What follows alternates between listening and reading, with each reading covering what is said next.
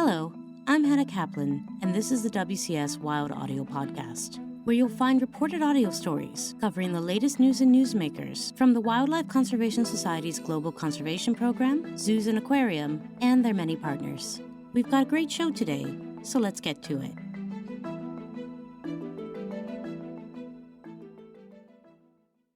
It's been over 50 years since the first Earth Day in 1970. As we commemorate this year's edition, says WCS's John Calvelli, there is a great deal of concern about our planet's future. But there is also reason for optimism. One example comes from the Miombo Woodlands in southern Africa. Dan Rosen has this report.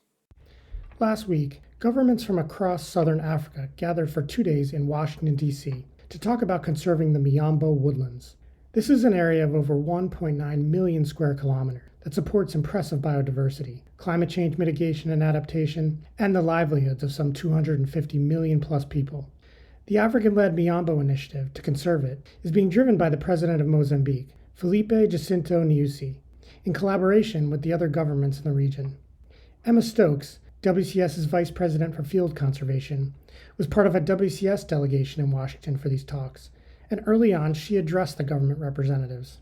I'd like to state at the outset our commitment and support for the Miombo initiative.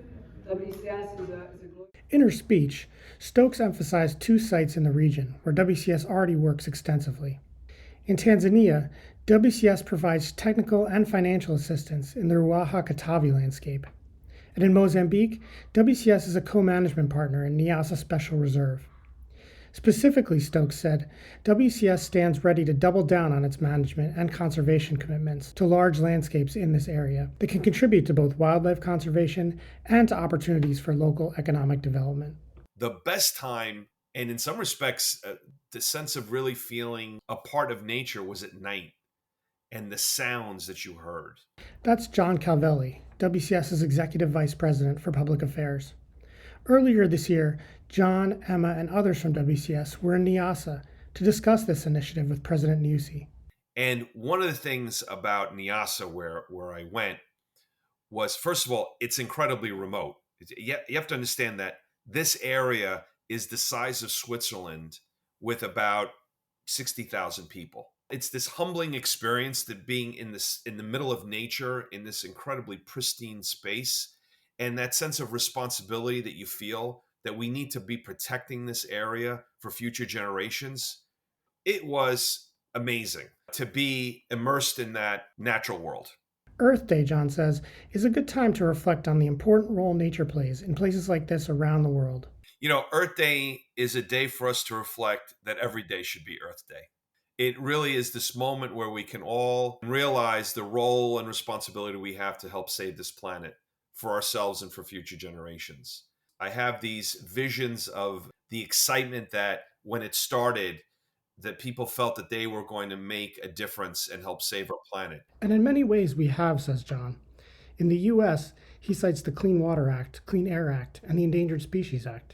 We live in a time where people are just so concerned about the future.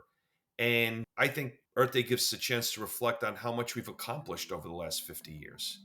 It gives us a chance to say, yeah, we've made a lot of mistakes. We've also started to correct the wrongs, and we're going to plot out a future that is going to help protect this generation and future generations. And now in the Miombo Woodlands, there's optimism about an African-led future that's starting to take shape.